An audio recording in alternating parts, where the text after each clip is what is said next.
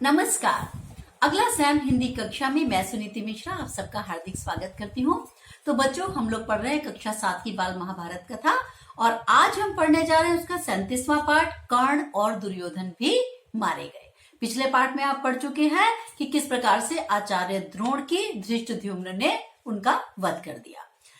द्रोण के मारे जाने पर कौरव पक्ष के राजाओं ने कर्ण को सेनापति मनोनीत किया, यानी अब जो है कर्ण सेनापति बन गया। महाराज शल्य कर्ण के सारथी बने। शल्य कौन है आपको याद होगा, ये पांडवों के मामा हैं। तो जो पांडवों के मामा हैं वो कर्ण के सारथी बने। दूसरे दिन कर्ण के सेनापतित्व में घमासान युद्ध शुरू हो गया। अर्जुन और भीम दोनों एक साथ कर्ण पर टूट पड़े। यह देखकर दुशासन ने भीम पर बाणों की वर्षा शुरू कर दी और भीम ने एक ही धक्के में दुशासन को जमीन पर गिरा दिया और उसके एक एक अंग को तोड़ मरोड़ डाला। और वह जो भीमसेन का भयानक रूप था उसको देखकर कर्ण भी बड़ा भयभीत हो गया।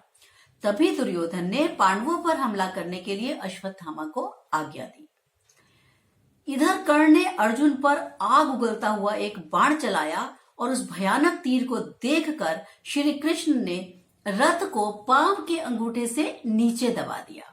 तो उससे क्या हुआ, जिससे रथ जमीन में 5 अंगुल धंस गया और अर्जुन की जान बच गई, यानी वो जो तीर था वो उसके सिर के ऊपर से होता हुआ चला गया। इसके बाद कर्ण ने सर्प मुखास्त्र फुफकारता हुआ एक बाण चलाया जो अर्जुन का मुकुट लेकर उड़ गया। अर्जुन ने भी क्रोध में आकर कर्ण पर बाणों की वर्षा कर दी। तभी अचानक कर्ण के रथ का बायां पहिया जमीन में धंस गया। इससे कर्ण घबरा गया। उसने कहा, अर्जुन जरा ठहरो, मेरे रथ का पहिया कीचड़ में फंस गया है और पांडुपुत्र तुम्हें धर्मयुद्ध करने का जो यश प्राप्त हुआ है उसे ऐसे ही मत गमाओ। मैं जमीन पर बैठूं और तुम रथ पे बैठ के युद्ध करो, ये तो ठीक नहीं है। तो तुम मेरे लिए थोड़ी सी प्रतीक्षा करो। तभी श्री कृष्ण कर्ण को धिक्कारते हुए बोले, कर्ण, जब दुशासन, दुर्योधन और द्रौपदी को तुम भरी सभा में घसीट कर लाए थे उस वक्त तुम्हें धर्म की याद नहीं आई थी? और जब उस दूध पीते छोटे बच्चे अभिमन्यु को तुम 7 लोगों ने मिलकर अकेले निर्लज्जता से मार डाला था तब तुम्हारा धर्म कहाँ था? आज जब तुम्हें अपने प्राण संकट में दिखे तो तुमको धर्म याद आ रहा है? श्री कृष्ण की इस झिड़की का कर्ण से कोई भी उत्तर देते न बना और उसने सिर झुका लिया और अटके हुए रथ पर से ही युद्ध जारी रखा। इतने में कर्ण का एक बाण अर्जुन को जा लगा। वह थोड़ी देर के लिए विचलित हो गया और उसने जरा सा समय पाकर कर्ण रथ से उतरा और रथ का पहिया उठाकर उसे समतल में लाने का प्रयास करने लगा। कर्ण के 1000 प्रयत्न करने पर भी पहिया गड्ढे से न निकला। श्री कृष्ण ने अर्जुन से कहा, अर्जुन अब देरी मत करो, हिचकिचाओ मत और इसे जो कर्ण है इसे अभी इसी समय खत्म कर दो। श्री कृष्ण की बात मानकर अर्जुन ने एक ऐसा बाण मारा कि कर्ण का सिर कटकर जमीन पर जा गिरा। अब क्या हुआ, जैसे ही यह बात दुर्योधन को पता चली कि कर्ण जो है युद्ध में मारा गया है, उसके शोक की सीमा न रही। दुर्योधन की इस अवस्था पर कृपाचार्य को भी बड़ा तरस आया। अब कृपाचार्य ने दुर्योधन को सांत्वना देते हुए कहा कि राजन, अब तुम्हारा कर्तव्य है कि तुम पांडवों से संधि कर लो, यानी अब हमारे पास कोई भी ऐसा योद्धा नहीं बचा है। दुर्योधन हताश होते हुए भी उनकी बात मानने को तैयार न हुआ। सबकी सलाह से उसने मद्रराज शल्य को कौरवों की सेना का सेनापति बना दिया। मैंने फिर याद दिलाऊंगी आपको, शल्य कौन है? ये पांडवों के मामा हैं जिन्हें धोखे से दुर्योधन ने अपनी तरफ से युद्ध करने को विवश कर दिया था। पांडवों की सेना का संचालन युधिष्ठिर कर रहे थे। शल्य पर उन्होंने स्वयं आक्रमण किया था, जिससे शल्य मृत होकर रथ से धड़ाम से गिर पड़े। इधर शकुनी और सहदेव का युद्ध चल रहा था।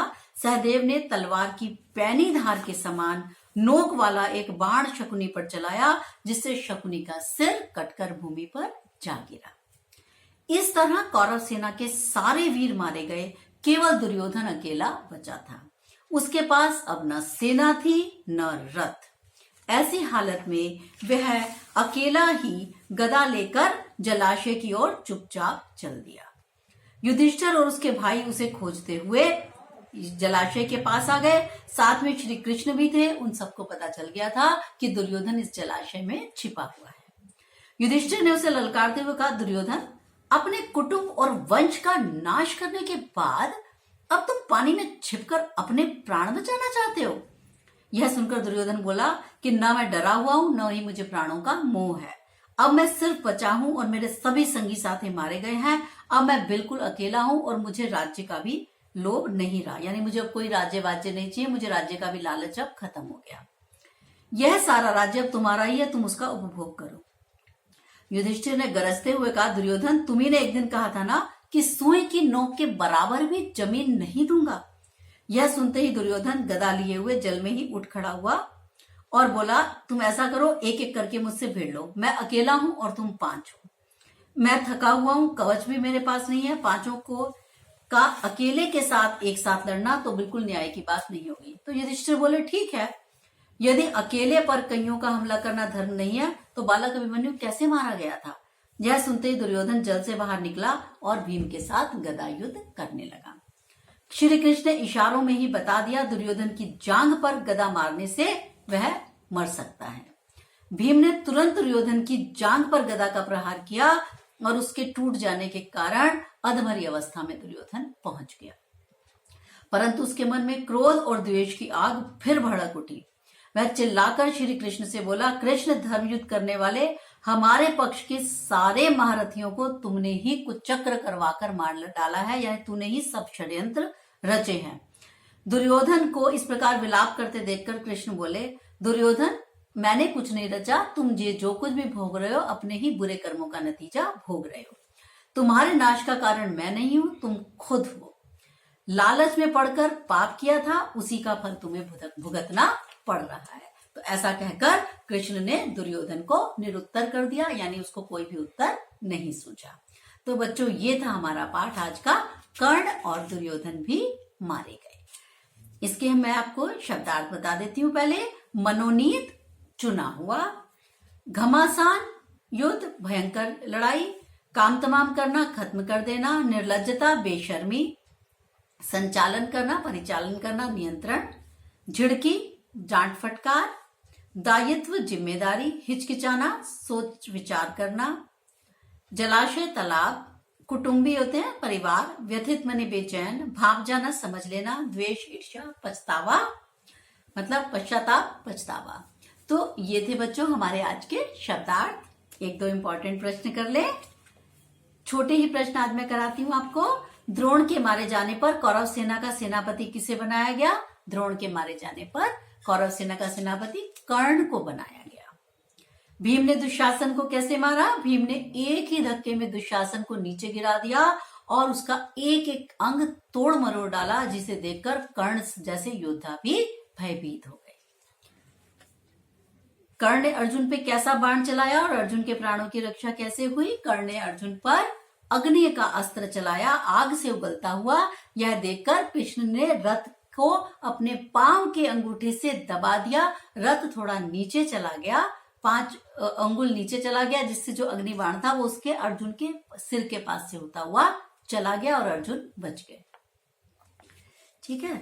शकुनी का वध किसने किया? शकुनी का वध सहदेव ने किया। तो बच्चों, ऐसे छोटे छोटे प्रश्न जो मैं आपको बताती हूँ, और जो आप ये जब भी पाठ पढ़ें तो अपने आप से भी छोटे छोटे प्रश्न 1 वर्ड पूछ लेंगे, तो आपको पता लग जाएगा कि आपको पाठ समझ में आ गया है या नहीं आया है। तो और भी कोई आपकी क्वेरी हो तो आप पूछ सकते हैं। ठीक है। अब हम मिलते हैं 38वें पाठ में। तब तक के लिए आज्ञा दीजिए। नमस्कार।